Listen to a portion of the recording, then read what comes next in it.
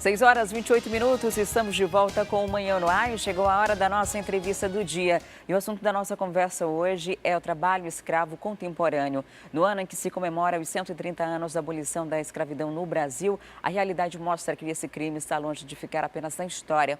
Segundo dados do Observatório Digital do Trabalho Escravo no Brasil, de 2003 a 2017, já foram resgatados mais de 43 mil trabalhadores em situação de escravidão. A Amazônia concentra um dos maiores números desses casos. E para falar mais sobre esse assunto, nós estamos recebendo aqui no estúdio o procurador-chefe do Ministério Público do Trabalho no Amazonas e Roraima, Jocinei Dourado Nascimento. Seja muito bem-vindo ao Manhã no Ar. Excelente dia. Bom dia. Quando a gente fala de escravidão, normalmente se remete à compra de negros trazidos da África para o Brasil, Princesa Isabel, a abolição da escravatura, que foi agora lembrada no dia 13.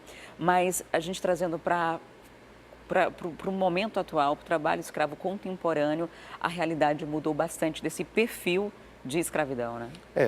Hoje existem outros elementos que caracterizam o trabalho análogo de escravo ou o trabalho escravo contemporâneo, né? Não mais restrito àquela condição de trabalho forçado, de cerceamento da liberdade, em que a pessoa era tratada como uma coisa, uma mercadoria, né? Sobretudo os negros ali, né?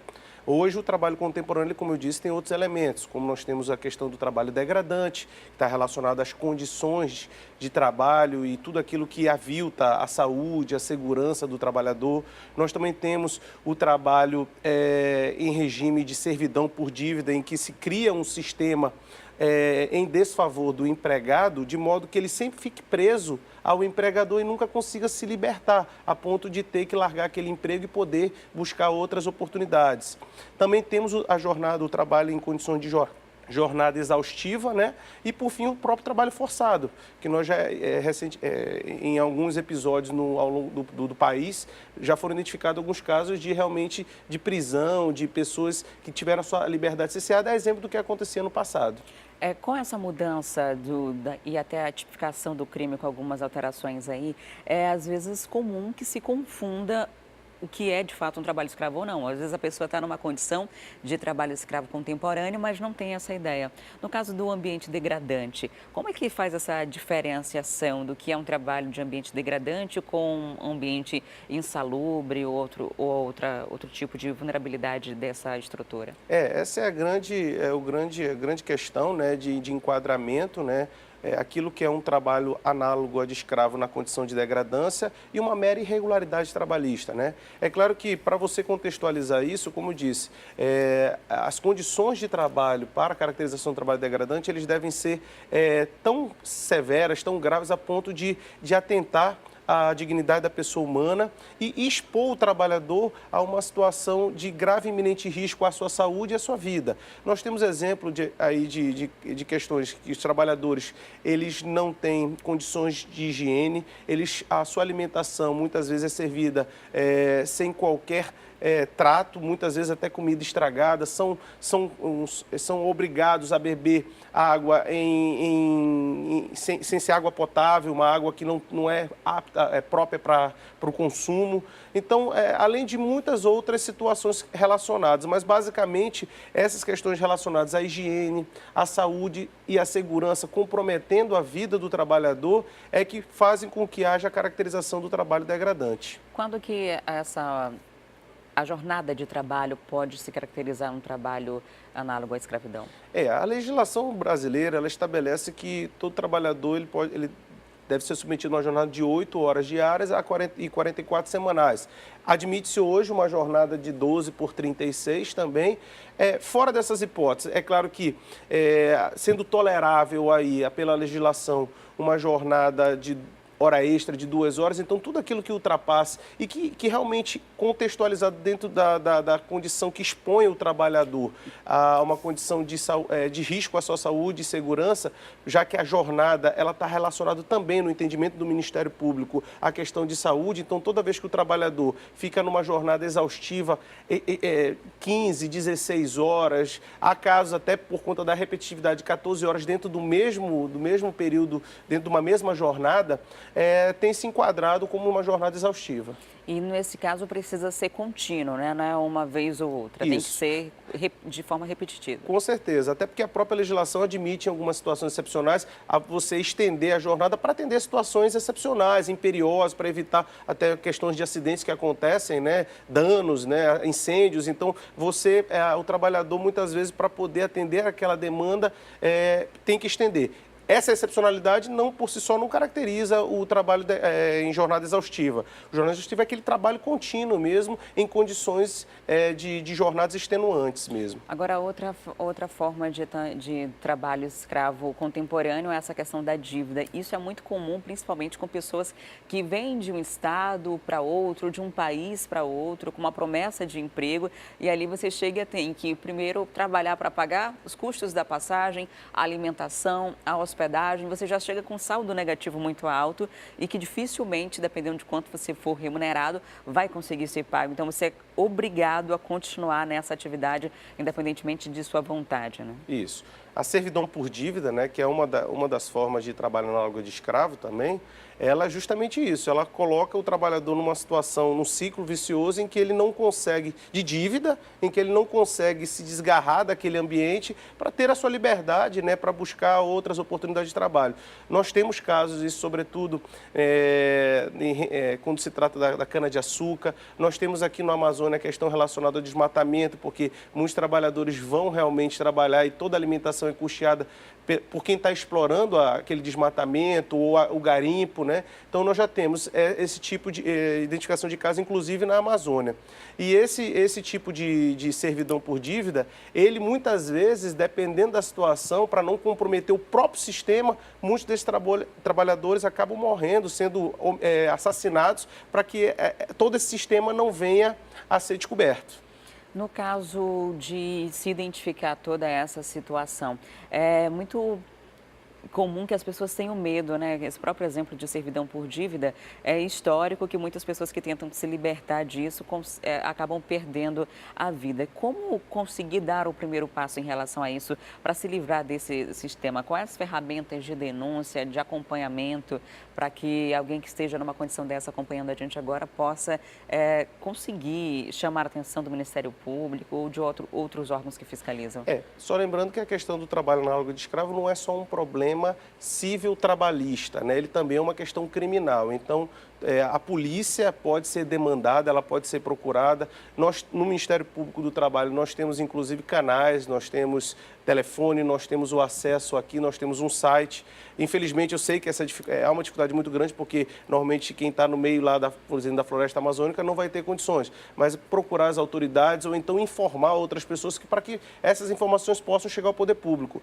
E ressalto que nós estamos trabalhando, o Ministério Público do Trabalho, por conta da chegada dos venezuelanos, né, inclusive no estado do Amazonas, já que a gente cuida do estado de Roraima e de Amazonas. Em Roraima já começou há mais tempo, mas o estado do Amazonas, em razão da migração de venezuelanos para cá, nós estamos cuidando para que não haja, né, um tratamento em relação desses venezuelanos, né, acreditando que eles não têm direitos, né, e só quero reforçar. Assim como os brasileiros, todo estrangeiro, seja ele venezuelano, né, europeu, haitiano, todos eles têm os mesmos direitos trabalhistas, já que a Constituição brasileira ela assegura esses direitos. Então, não podem ser tratados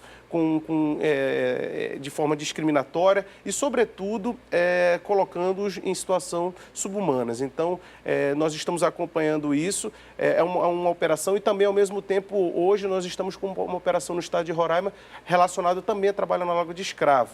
Né? Então, uma outra ferramenta que o Ministério Público utiliza, que são essas fiscalizações, essas inspeções que estão sendo realizadas, exemplo do que está acontecendo hoje no estado de Roraima, no segmento de madeireira. Antes da gente encerrar, qual é o perfil mais comum da exploração de trabalho dessa forma aqui na nossa região? Olha, o perfil da pessoa. Primeiro, a pessoa, normalmente são pessoas sem curso, analfabetas. O segmento econômico é relacionado ao desmatamento, pessoas que exploram madeira, né, sobretudo desmatamento, e na parte de garimpagem, e de garimpo, melhor, desculpa, e também na atividade de expansão da pecuária e da plantação. Então, nós temos muito o perfil, tanto do trabalhador e segmento econômico são esses. São pessoas de baixa renda e com pouca instrução, e os segmentos que exploram são os segmentos do garimpo, do desmatamento e da pecuária e agricultura. Para quem está acompanhando a gente agora, de repente ficou preocupado, recebeu uma proposta de emprego no interior do estado referente a uma dessas áreas, quais são as cidades que têm essa maior característica para as pessoas já ficarem atentas a isso e evitar de repente cair numa armadilha? Olha, nós temos hoje aqui no estado do Amazonas, sobretudo ali na região de Lábrea e região de Boca do Acre, que são regiões ali onde está havendo uma expansão realmente da pecuária e da agricultura. Inclusive, a própria Organização Internacional do Trabalho, em 2012, ela identificou como o estado do Amazonas, já que é o estado que tem a maior preservação ainda da floresta, que seria a última fronteira de expansão do trabalho, da exploração do trabalho análogo de escravo, até porque é no desmatamento que nós temos a maior incidência desse tipo de exploração aqui no nosso estado. Vou deixar aqui também o telefone do Ministério Público do Trabalho, é o 3194-2800. 3194-2800, você pode entrar em contato para esclarecer qualquer tipo de dúvida, né? Muito obrigada por sua visita aqui no Manhã no Ar, por trazer esclarecimentos para a gente. Eu que agradeço, fico à disposição. Recebi hoje o procurador-chefe do Ministério Público do Trabalho do Amazonas e Roraima, Jocinei Dourado.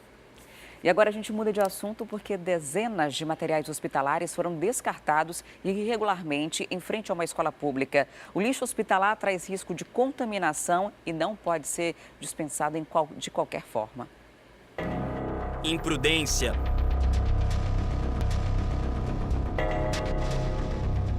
Ainda era noite de segunda quando alguém jogou nessa caixa de entulho centenas de materiais hospitalares. Foi em frente à Escola Estadual Castelo Branco, no São Jorge.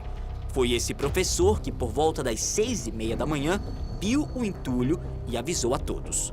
O que mais surpreende é o que foi encontrado na caixa de entulho. O professor que viu contou à diretora, ela precisou tirar alguns materiais daqui por conta do risco relacionado aos alunos. Dá só uma olhada quantos tubos de ensaio com sangue coletado foi jogado aqui dentro desse balde. Inclusive, as pessoas que jogaram isso em seguida, quando fugiram, deixaram tudo isso cair.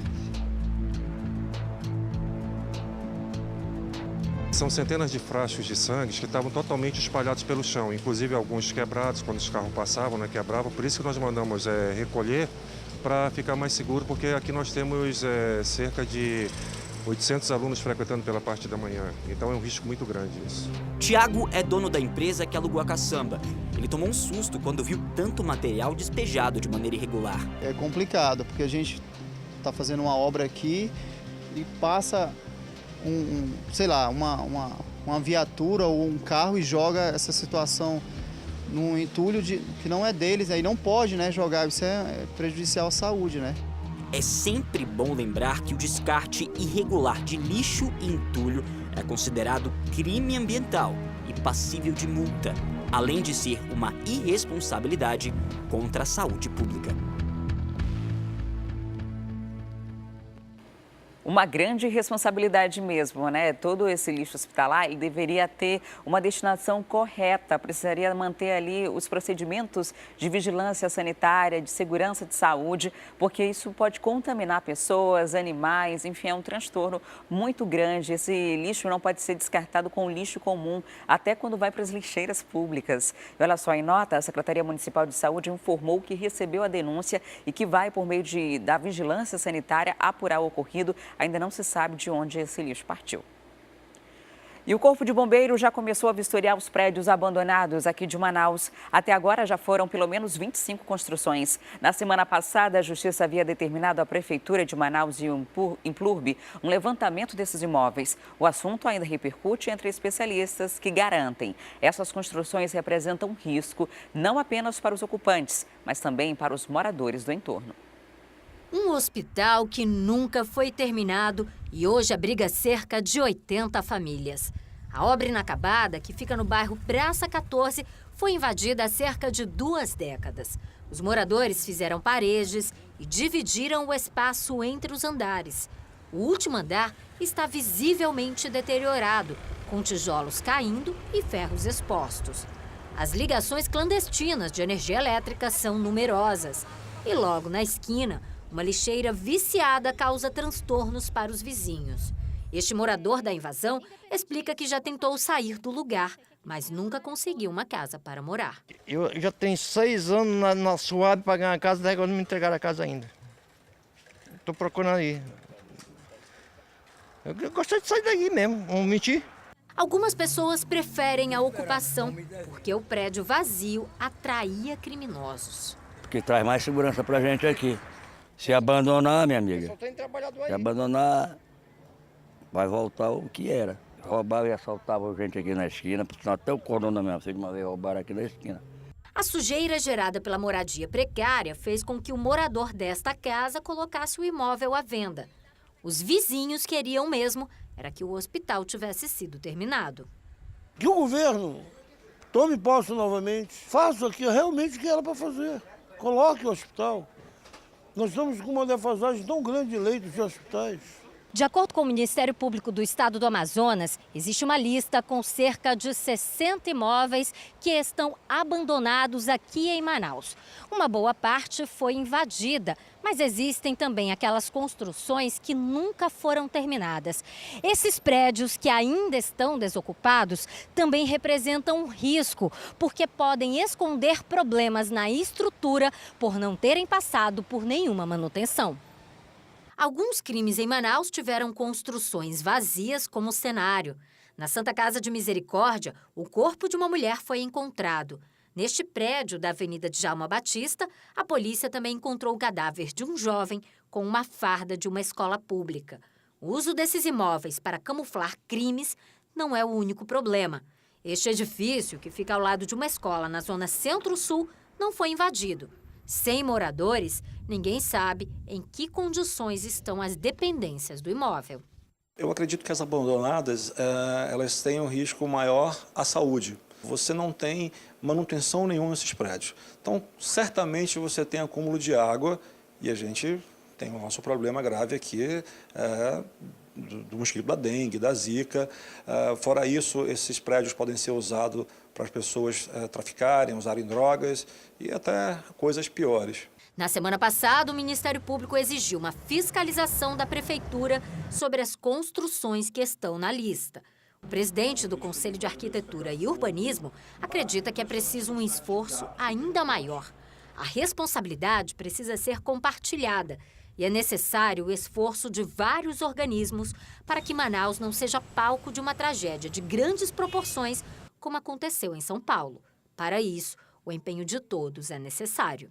Tentar organizar aquilo que está para evitar lá na frente um problema, porque aquele gato, quem paga sou eu, é você, é o contribuinte que está pagando isso. Ninguém quer que a população seja desabrigada e vá morar. A gente sabe do déficit populacional que tem aqui, mas existem caminhos a médio e longo prazo muito fáceis de serem resolvidos. E a população também pode fazer denúncias sobre esses imóveis vazios ou deteriorados. O telefone é o 984-14-6904. Vou repetir para você, 984-14-6904. E o Jornal A Crítica de hoje destaca: fugitivos compõem elite de facção, diz Polícia Federal. Fugitivos cavaram túnel em 2 dias. Grupo ligado à facção criminosa passou por 3 portões. Os cadeados estavam com a chave. Para ler essa e outras reportagens completas, é só baixar o aplicativo A Crítica Digital no seu celular ou tablet. Cadastrando-se, você ganha 1 mês de assinatura grátis. O aplicativo está disponível para os sistemas Android e iOS. E para falar mais sobre esse assunto, a gente vai ao vivo agora para a Rádio FM O Dia, conversar com Cleiton Pascarelli, que está na 93.1. Olá, Cleiton, muito bom dia. Oi, Adriane, bom dia para você. Acabei de mostrar a capa do jornal A Crítica, mais uma vez falando sobre essa fuga lá do CDPM. E a informação agora é que esse túnel por onde 35 presos de alta periculosidade passaram foi cavado em 2 dias, né? 2 dias, ainda vou dizer mais. De acordo com a apuração feita pela jornalista Joana Queiroz, do jornal A Crítica, junto com o secretário Cleiton Coelho, a informação é de que os presos normalmente estão ficando num piso superior do presídio. Estão num piso superior lá do presídio, justamente para que não cavassem túneis. Porque é bom lembrar aqui que outras 4 tentativas de fuga já foram feitas aí no CDPM-2. E olha que é um presídio novo, não tem nem 1 ano ainda, né, funcionando. Então, a SEAP havia colocado os presos todos para cima. E as celas, né, as demais celas, eram mantidas na tranca, ou seja, eram mantidas no cadeado, o jargão deles lá. Não se sabe de que forma os presos conseguiram as chaves desses cadeados, porque, inclusive, segundo informações das investigações da SEAP, quando chegaram lá, encontraram o barro todo acumulado em 2 celas, tá? Em 2 celas, e havia cadeado com a chave ainda pendurada. Então, são informações que fazem parte desse procedimento administrativo que foi aberto aí pelo secretário Cleiton Coelho, né, para investigar a possível facilitação dessa fuga. E eles conseguiram fugir de forma que não chamaram atenção nem dos policiais militares que fazem a ronda ali pelo ramal do presídio, né? E nem da Guarda Nacional, que também cuida da segurança lá na região dos presídios. Segundo informações apuradas pela SEAP, eles fugiram ali pelo chamado Areal, né, que é conhecido também como o cemitério de presidiários, e conseguiram fugir tranquilamente. Cleiton, essa manchete do jornal de hoje e as anteriores, né, a gente acaba falando assim, possível facilitação, mas na verdade fica cada vez mais claro, mais evidente que houve uma facilitação das grandes. Ontem a gente mostrou que um vídeo foi gravado possivelmente da guarita, enquanto cavavam, estava um barulho forte, alto, tanto de música quanto também das ferramentas. Esse túnel aí de cerca de 2 metros de profundidade e 5 de comprimento. E tem um detalhe, aí no CDPM-2, a parte das celas é muito próxima do muro.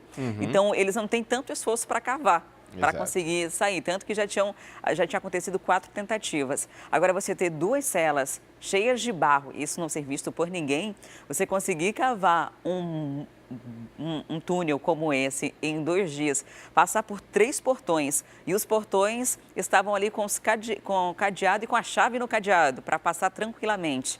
Não há nenhuma suspeita de facilitação, é algo muito evidente, né? A direção da unidade já foi afastada e o caso vai ser investigado. Há vídeo circulando na internet dizendo que o próprio secretário da SEAP já tinha conhecimento do ocorrido, do que poderia ocorrer, e não tomou providências antes. Enfim, a situação é de extrema gravidade, porque agora a gente tem 35 presos soltos, né?